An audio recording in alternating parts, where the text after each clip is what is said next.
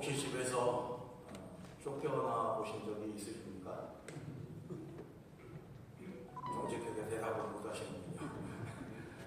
저는 쫓겨나 본 적은 없습니다만 쫓겨날 수밖에 없는 상황이 되어서 집에서 가출을 한 적은 있습니다. 청소년 시절에 한 번 가출을 했었고요. 결혼한 이후에 가정생활을 하면서 장모님이라도 목사님이라도 아내와 수십 년 살다 보면 이런저런 이유를 통해서 다툼이 있을 때가 있죠. 안 그러신다고 그렇게 말씀하시는 것 같은데 옆 사람에게 한번 물어보십시오. 한 번도 안 싸우고 사십니까? 한번 물어보세요. 시작! 한 번도 안 싸우고 사십니까?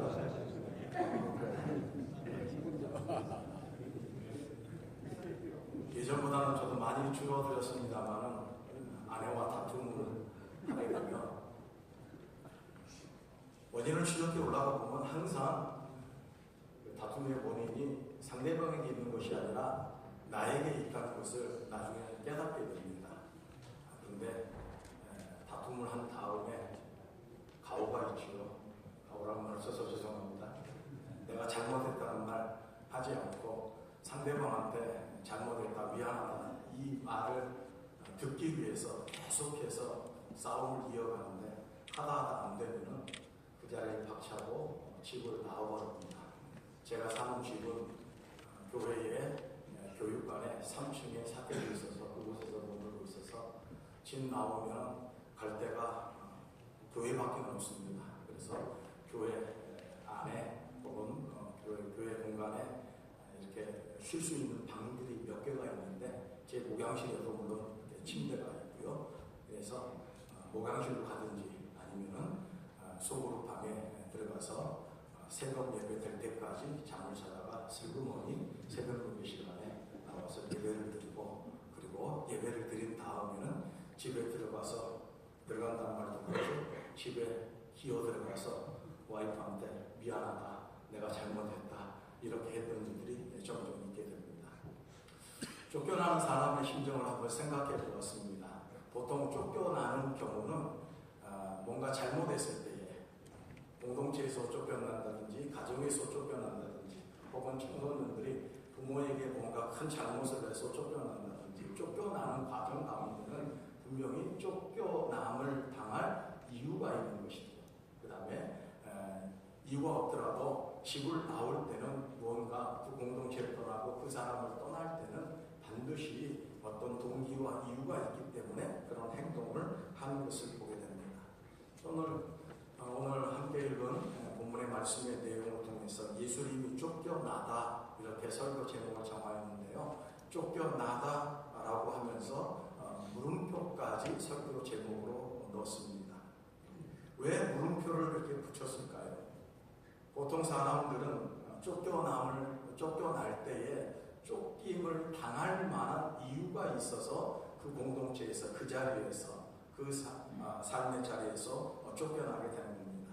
그런데 예수님께서는 쫓겨나거나 사람들에게 밀려나신 분이 아니라 예수님이 쫓겨나신 이유는 단 한 가지였습니다. 하나님의 뜻을 이루기 위해서 예수님은 쫓겨나신 것입니다. 엄밀하게 이야기한다면 예수님은 쫓겨남을 당한 것이 아니라 예수님은 주관적으로 예수님은 쫓겨나시는 것을 허락하셨다 이렇게 우리가 이해할 수가 있습니다. 그런 의미에서 오늘 본문의 말씀을 통하여서 예수님이 왜 쫓겨나셨는가 하는 것을 통해서 말씀을 통해서 우리에게 주는 귀한 교훈 한 가지를 함께 생각해 보려고 합니다. 진리는 사람들에게 언제나 환영받는 것이 결코 아닙니다. 역사를 되돌아보면 진리를 말한 사람이 언제나 존경받는 것이 아니다라는 것을 역사의 여러 가지 많은 사건들을 통해서 우리에게 보여주고 있습니다. 15세기의 보헤미아에 자누스라고도 말하는데요. 위대한 설교자가 있었습니다. 그는 당시에 유럽 최고의 대학 가운데 하나였던 프라하 대학의 교수로 재직하고 활동하였습니다. 동시에 베들레헴이라는 교회 강단에서 말씀을 전하는 목회자였습니다. 많은 사람들이 그의 설교를 듣기 위해서 몰려들었습니다. 그런데 그의 설교가 사람들에게 훌륭한 언변으로 사람의 마음을 사로잡는 그런 설교자가 아니라 그는 하나님의 말씀이 성경을 있는 그대로 선포하는 설교자였다고 합니다. 당시의 교회는 많은 부패와 타락의 모습을 겪고 있었습니다. 15세기의 역사적인 상황이 교회의 상황을 그대로 보여주고 있었습니다. 성직은 돈으로 사고 파는 일이 빈번히 일어났었고, 우리가 잘 알듯이 종교개혁의 모토가 되고 있는 면죄부를 비롯한 여러 잘못된 관행들이 교회 안에 자리 잡고 있었습니다. 이때의 양구스는 담대하게 선포하였습니다. 교회의 머리는 교황이 아니라 예수 그리스도이십니다 선포하였습니다. 사람들의 전통보다 하나님의 말씀이 더 높은 권위를 가져야 합니다. 그는 외쳤습니다. 교회는 먼저 하나님 앞에서 회개해야 됩니다.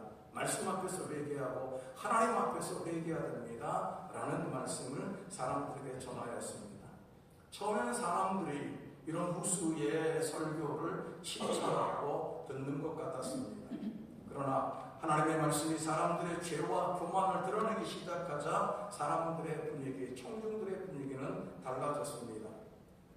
그를 존경하던 사람들은 급기야는 등을 돌리기 시작하였고, 당시의 종교 지도자라고 말했던 사람들도 후수를 향하여서 이 사람은 위험한 설교자다, 이런 평가를 내놓기도 하였습니다.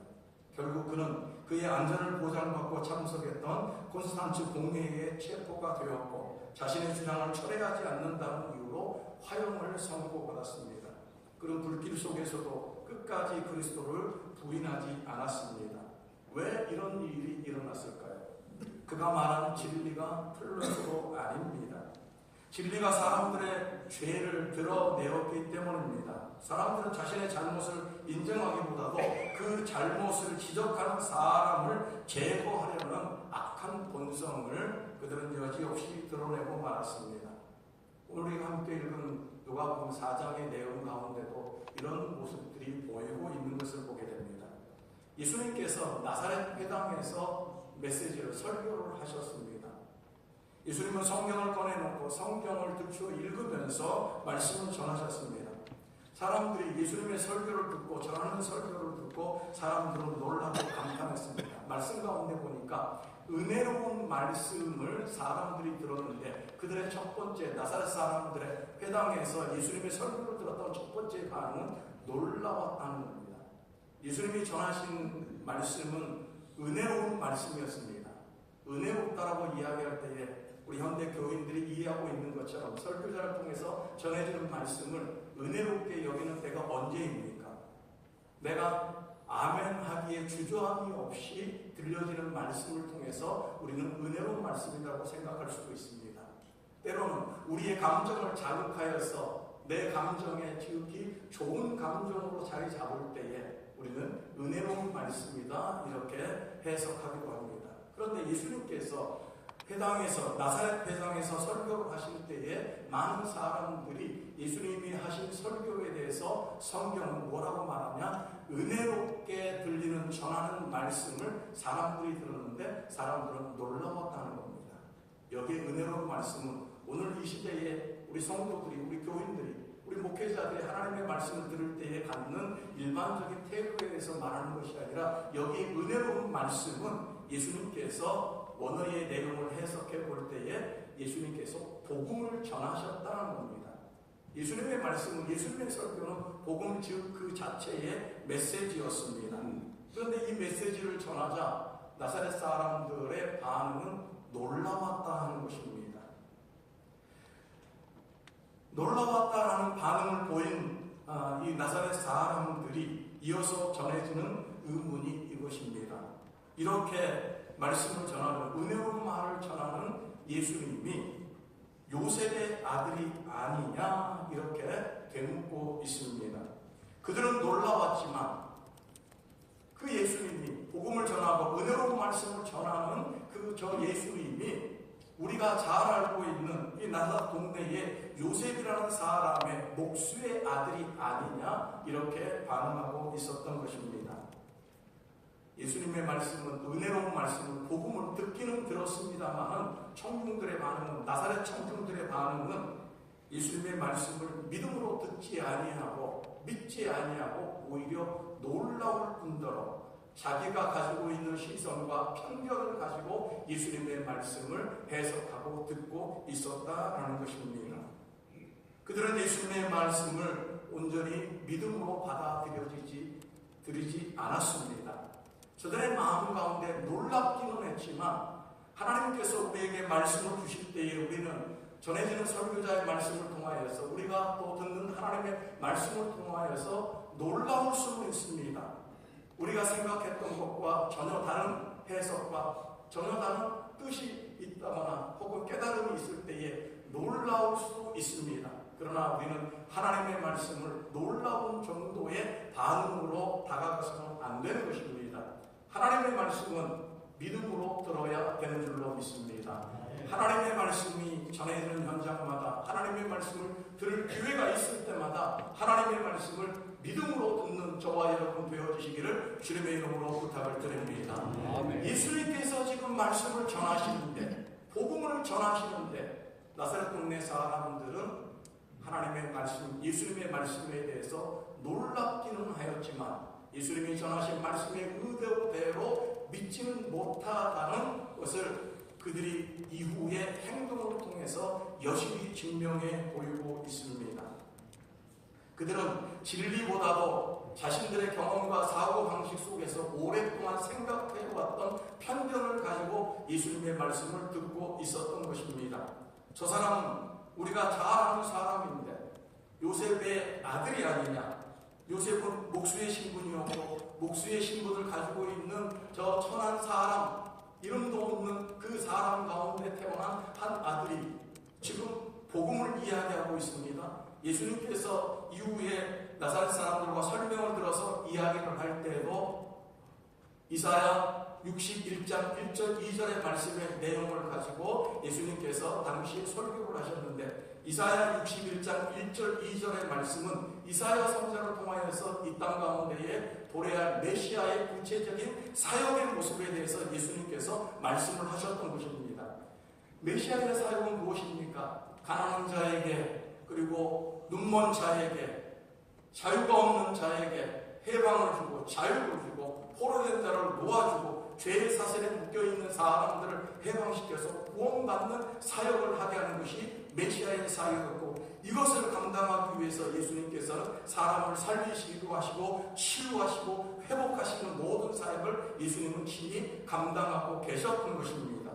그런데 이런 메시아의 사역을 예수님이 감당하시면서 내가 바로 이사야 선지자를 통하여서 구약시대부터 계속해서 예언된 메시아 그 자체다, 내가 구원자다라는 것을, 내가 복음이다라는 것을 지금 사람들 앞에서 설교를 하고 있는데 이 설교를 듣고 있었던 나사렛 사람들의 반응은 예수님의 말씀에 대해서 설교에 대해서 놀랍기는 했습니다만은 그러나 이 사역을 하고 있는 예수님이 목수의 아들이었지만 이 사역을 감당하는 예수님이 하나님의 아들 예수 그리스도 메시아요 그리스도라는 사실에 대해서는 저들은 믿지 못하겠다라는 반응을 드러내고 있었던 것입니다.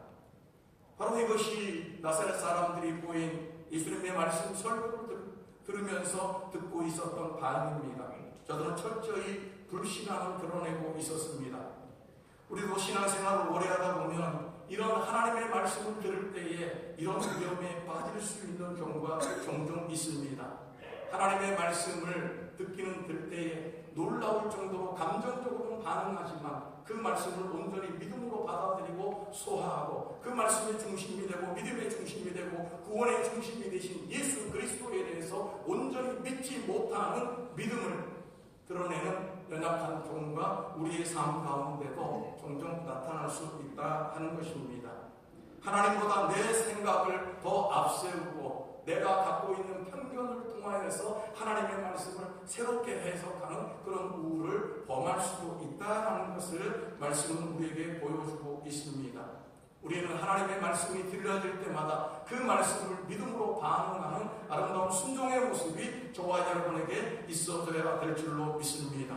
이사야 61장 1절 2절 메시아의 사역을 예수님이 하시고 계시다고 선포하며 예수님 자신이 그 메시아다라고 말씀하고 있는데도 은혜롭게 들리는데도 믿지 못하겠다는 반응을 지금 나사렛 동네 사람들이 지금 보이고 있었던 겁니다. 하나님의 말씀을 은혜롭게 들어야 될 줄로 믿습니다. 그런데 그 은혜를 받는다는 것은 하나님의 말씀으로 내가 믿고 하나님의 말씀을 통해서 전해지는 예수님을 그대로 인정하고 받아들이고 그 예수님의 말씀 앞에 순종하는 것이 하나님의 말씀을 온전히 은혜롭게 듣는 성도의 태도요, 하나님의 자녀됨의 태도인 것을 우리는 다시 한번 확인하게 됩니다.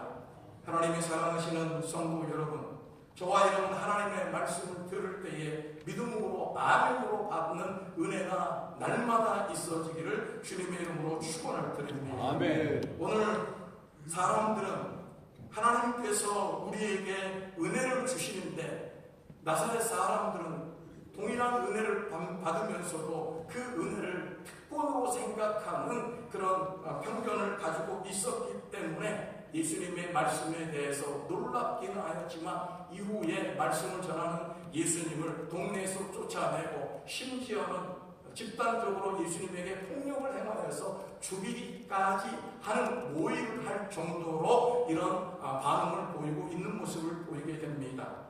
이런 나사렛 사람들의 마음을 아시기라도 하듯이 예수님께서 엘리야 시대의 사르밧 과부 그리고 엘리사 시대의 나만 장군의 예를 들으면서 지금 나사렛 사람들을 통하여서 말씀을 이어가십니다. 왜 이런 이야기를 하고 계실까요? 하나님의 은혜는 혈통이나 직분으로 받는 것이 아니라 믿음으로 받는다는 것을 예수님께서는 사르밧 과부를 통해서 그리고 나만 장군을 통해서 우리에게 새롭게 말씀하고 있는 것을 보게 됩니다. 예수님의 말씀을 듣고 있던 나사렛 사람들, 철저히 선민의식에 사로잡혀 있던 사람들입니다.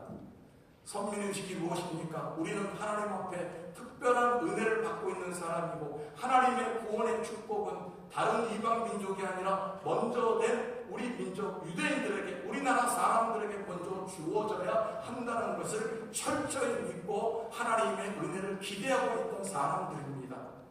이런 기대를 갖고 있는 사람들에게 예수님께서 예를 들어서 설명한 것은 하나님의 은혜는 하나님이 택하신, 먼저 택하신 유대인에게만 주어지는 것이 아니라 이방 모든 나라 사람들에게도 하나님의 구원의 은혜가 흘러 넘치게 하는 것이 하나님의 뜻이다. 이것이 메시아의 사역이다 하는 것을 설명하시기 위해서 사르밧 과부의 예를 들었습니다. 당시에 이스라엘 백성들은 엘리야 시대에 3년 6개월 동안 기근을 경험하였습니다.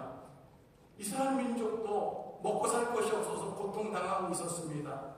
고통당하는 현장 가운데 가장 극심한 이 고통의 현장을 겪고 있는 사람들이 아무도 돌봐주지 못하는 고아와 과부, 이런 사람들이었습니다.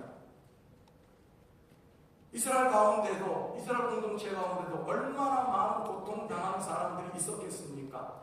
과부의 신분 속에서, 과부의 입장 속에서 어려움을 당하는 수많은 사람들이 있었는데 엘리야는 자기의 민족, 자기 지역에 있는 사람들, 유대인의 과부를 쫓아가서 찾아가서 그 과부의 생계를 해결해 준 것이 아니라 사르밧에 머물고 있는 한 과부를 찾아서 그의 모든 것을 해결해 주고 구원의 섭리를 베풀어 주셨던 것을 보게 됩니다.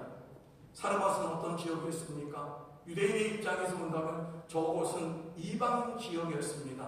사르밧 과부는 이방 사람이었습니다. 하나님의 구원의 축복과 하나님의 은혜는 먼저 된 이스라엘 백성들에게 주어져야 마땅한데 그 이스라엘 유대 민족 가운데도 수많은 과부가 있었고 수많은 먹고 살 것이 없어서 기근을 통하여서 고통당하고 있는 사람들이 있었는데 왜 하필이면 엘리야가 사르밧 과부를 구원하고 구출해주고 생계를 이어나갈 수 있도록 축복을 베풀어 주신 하나님의 역사를 예수님께서 들어서 설명하는 이유가 무엇이겠습니까?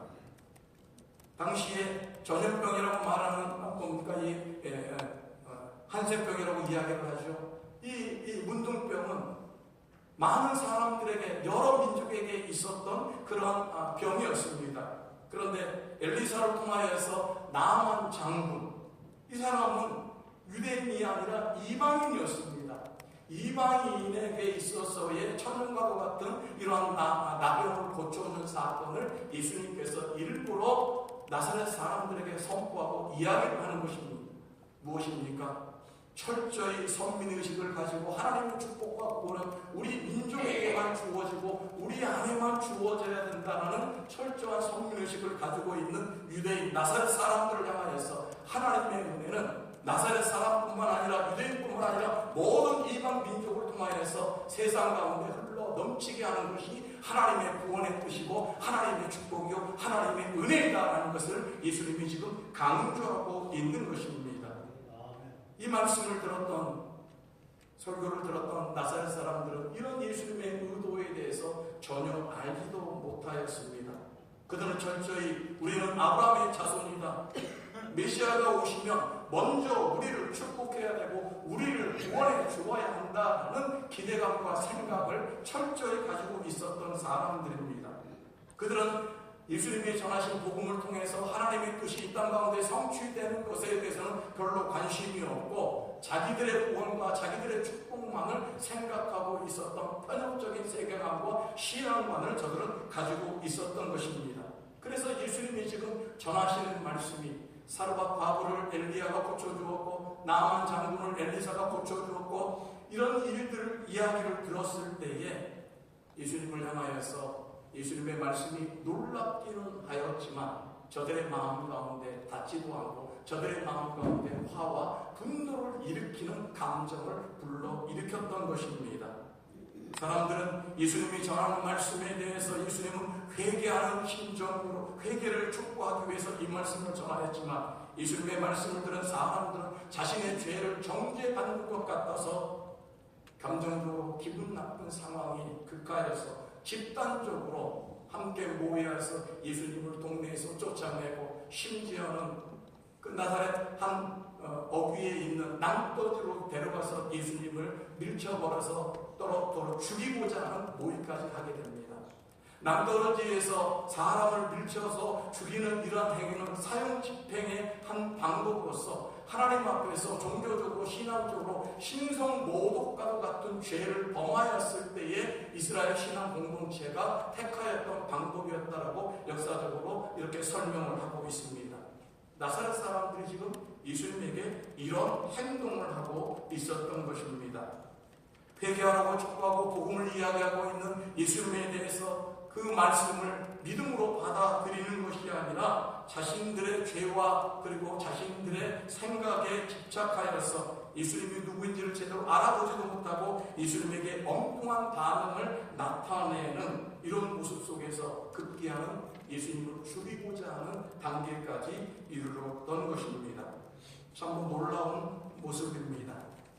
오늘날도 하나님의 말씀이 이 땅 가운데 선포될 때에 어떤 사람들은 하나님의 말씀 앞에서 아멘하여 순종함으로 내 삶을 바꾸고 하나님이 원하시는 삶의 방향으로 유턴하여서 하나님 앞에 복을 받는 길을 택하고 있음에도 불구하고 동일한 하나님의 말씀이 전해질 때에 어떤 사람들은 오히려 자기의 죄를 지적하는 설교자를 향하여서 말씀 앞에서 또는 하나님 앞에서 화를 내고 분노를 드러내면서 그 분노한 마음과 감정을 때로는 설교자에게 때로는 말씀을 전해주는 그 환경과 여건의 사람들에게 드러내는 감정적인 반응을 드러내는 사람들도 종종 있다는 것이 너무나도 안타까운 모습입니다. 이러한 상황 가운데 결국 예수님은 쫓겨나셨습니다. 엄밀하게 따진다면 예수님은 쫓겨남을 허락하신 분이십니다.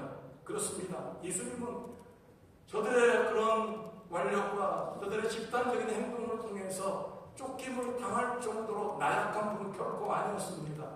예수님은 얼마든지 이렇게 행동하는 나사렛 사람들을 향하여서 예수님이 가지신 하나님의 권세를 가지고 얼마든지 방어하고 저들을 벌할 수도 있고 저들을 책망할 수도 있고 저들을 향하여서 인간적인 감정이라면 벌을 낼 수도 있었는데 오늘 말씀을 보니까 예수님께서는 그 동네에서 쫓겨났습니다. 그리고 저들의 의도대로 낭떠지로 데려가서 죽이고자 하였으나 오늘 성경 가운데는 예수님이 어떻게 이 위기를 극복하셨는지에 대해서는 우리가 잘 이해하지 못하고 그리고 알 수는 없지만 여하튼 이러한 상황 가운데서 예수님은 쫓겨나기는 하였지만 낭떠러지에서 떨어져 죽임을 당하지는 않았습니다. 예수님은 쫓겨나신 것이 아니라 힘이 없어서 내침을 당한 것이 아니라 예수님은 쫓겨나심을 허락하신 것입니다. 오늘의 말씀의 중요한 교훈 한마디가 우리가 함께 읽은 말씀의 내용 가운데 마지막 절에 담겨져 있습니다. 쫓겨나신 예수님, 그 이후의 행동의 모습에 대해서 뭐라고 말하고 있습니까? 30절 말씀입니다. 제가 읽어보겠습니다.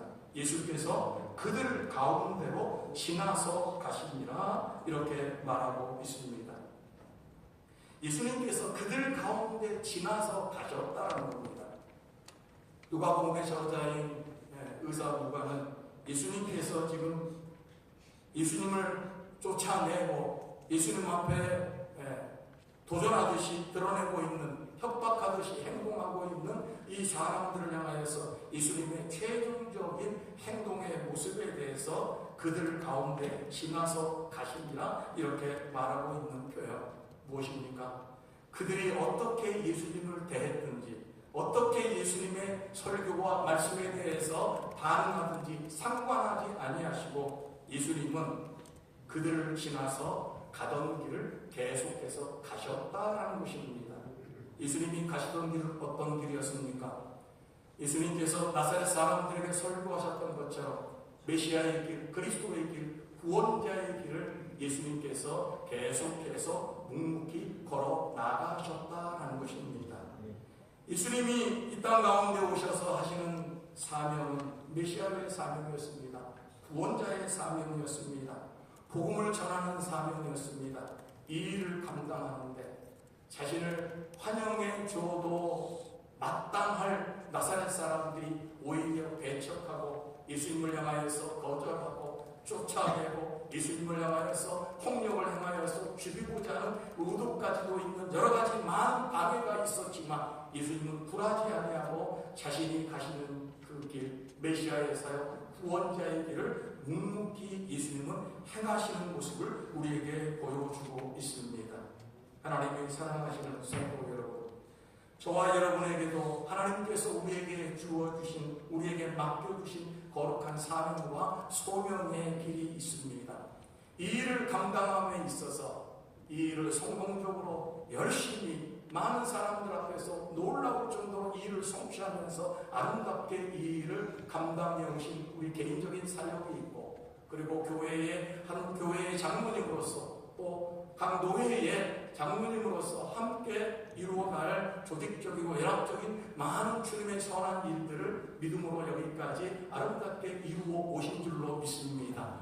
이러한 일들이 많은 사람들에게 놀라운 반응이 될 수도 있습니다.